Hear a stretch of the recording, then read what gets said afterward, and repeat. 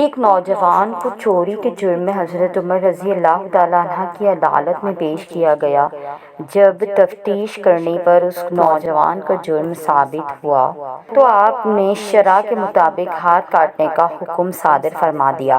وہ نوجوان فریاد کرنے لگا اور رونے لگا، معافی کا طلبگار ہوا کہ یہ میری پہلی چوری ہے، میں آئندہ کبھی بھی چوری نہیں کروں گا۔ حضرت عمر فاروق رضی اللہ تعالیٰ عنہ نے فرمایا، تم غلط کہتے ہو، تم نے اس سے پہلے بھی کئی چوریاں کی ہیں۔ آخر اس نوجوان کو اس بات کا اقرار کرنا پڑا کہ واقعی میں نے چوری کی ہے۔ اب وہ بجائے معافی مانگنے کے اس بات پہ حیران تھا کہ آپ کو کیسے میری گزشتہ چوریوں کی خبر ہوئی۔ اس نے حیرانگی کے عالم میں پوچھا، اے امیر المومنین، میری گزشتہ کی ہوئی چوریوں کا علم میرے اور اللہ کے سوا کسی کو معلوم نہیں، آپ کو اس بات کی اطلاع کس طرح ہوئی؟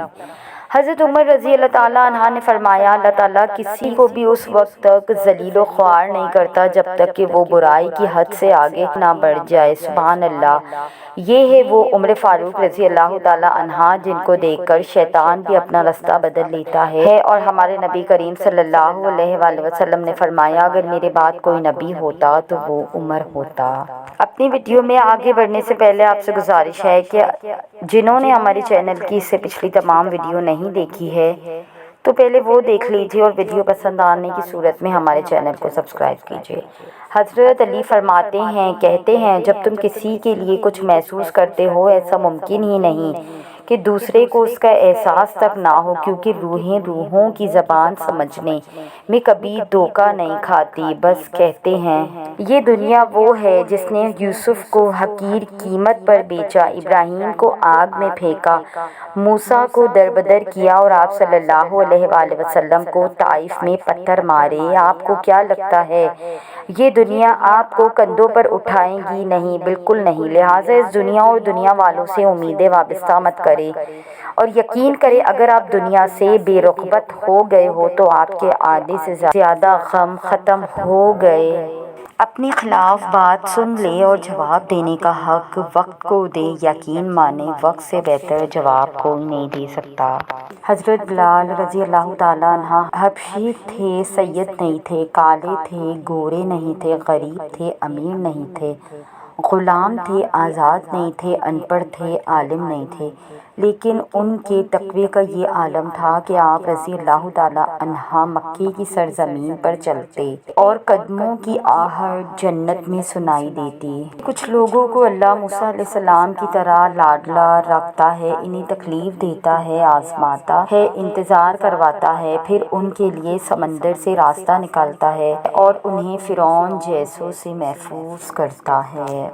جب تمہارا نفس اور شیطان تمہیں وسوسے دلوائے کہ تمہاری دعاؤں کا کوئی فائدہ نہیں ہونے والا، تو خود سے وہی کہو جو حضرت ابراہیم علیہ السلام نے کہا تھا، میں صرف اپنے پروردگار کو پکارتا ہوں گا، مجھے یقین ہے کہ میں اپنے پروردگار سے مانگ کر کبھی محروم نہ رہوں گا۔ سورہ مریم۔ حضرت موسیٰ علیہ السلام کلیم اللہ تھے، روزانہ اپنے رب سے ہم کلام ہوتے تھے۔ ایک دن حکم ہوا کہ موسیٰ جاؤ اور اپنے سے کمتر کو تلاش کر کے لاؤ۔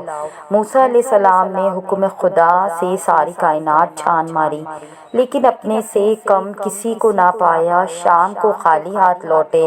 اللہ پاک نے فرمایا، اے موسیٰ، اگر آپ ایک بکری کے بچے کو بھی لے آتے تو ہم آپ کو نبوت سے محروم کر دیتے۔ کسی کو اپنے سے حقیر نہ سمجھو، کیونکہ اللہ تعالیٰ نے ہر کسی میں کوئی نہ کوئی خوبی ضرور رکھی ہے۔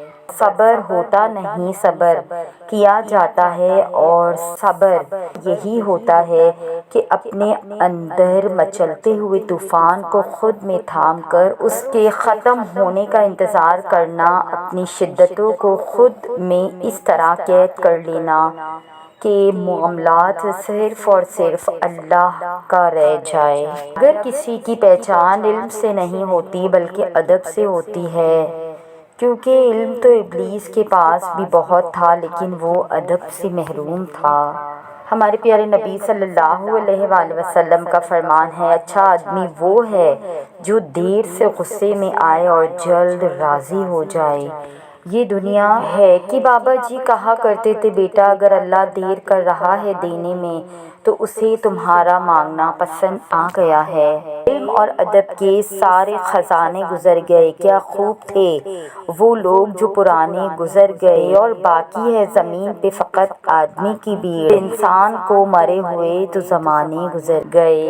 اللہ پاک سے ڈرو اور مخلوق میں صلح کرو، کیونکہ بروز قیامت اللہ پاک بھی مسلمانوں میں صلح کروائے گا۔ اگر آپ دنیا کو بہتر بنانا چاہتے ہیں تو پہلے خود کو بہتر بنائیں۔ انسان کو کچھ ایسے اعمال کرنے چاہیے جنہیں کوئی نہ جانتا ہو، پوشیدہ صدقہ، استغفار، ذکر و اذکار، تسبیح و تہلیل، پوشیدہ رات کی نمازیں، اور خوف الہی سے گرنے والے آنسو، اس لیے کہ جس طرح پوشیدہ گناہ انسان کے لیے ہلاکت کا سبب بنتے ہیں، اسی طرح پوشیدہ نیکیاں نجات کا باعث بنتی ہے۔ حضرت علی رضی اللہ تعالیٰ عنہ، مومن کی خوشی اس کے چہرے پر اور اس کا غم اس کے دل میں ہوتا ہے۔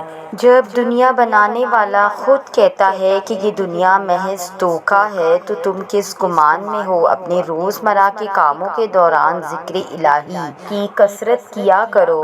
دیوار سے لگا شیشہ اور دل سے جڑا رشتہ ہمیشہ انسان کی غفلت سے ٹوٹتے ہیں، اپنے ہی توڑ دیتے ہیں، غیروں کو کیا پتہ دل کی دیوار کہاں سے کمزور ہے۔ یہ وقت نے بتا دیا لوگوں کا معیار، ورنہ ہم ابھی وہ تھے جو سب کو اپنا کہتے تھے۔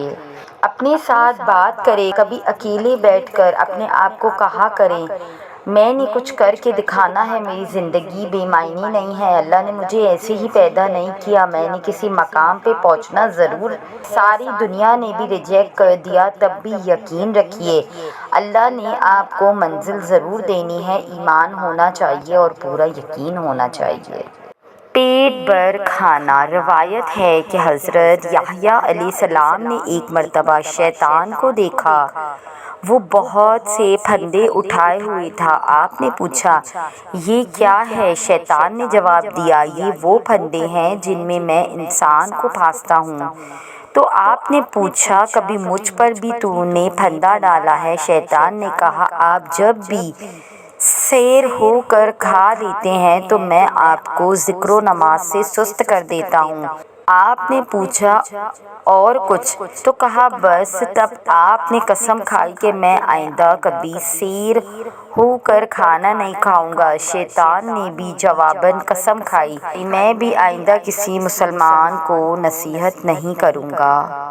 حضرت علی رضی اللہ تعالیٰ عنہ، دنیا کو سچا ہونے کی دلیل مت دو، بس یہی سوچ رکھو کہ اللہ سب جانتا ہے۔ جو شخص مغرب میں سورج طلوع ہونے سے پہلے توبہ کرے گا، اللہ پاک اس شخص کی توبہ کو قبول کرے گا۔ سب سے بڑی طاقت خود کی طاقت ہوتی ہے۔ اداس دیکھو، کسی کو اداس پاؤ تو نصیحت کے بجائے اسے سن لیا کرو، احساس سے، محبت سے، بنا غرض کے۔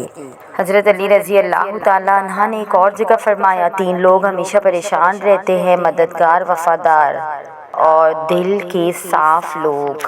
تو یہ تھی ہماری آج کی ویڈیو۔ اگر آپ ہماری اس کاوش کو پسند کرتے ہیں تو ہمارے چینل کو سبسکرائب کر کے شکریہ کا موقع دیں۔ جزاک اللہ۔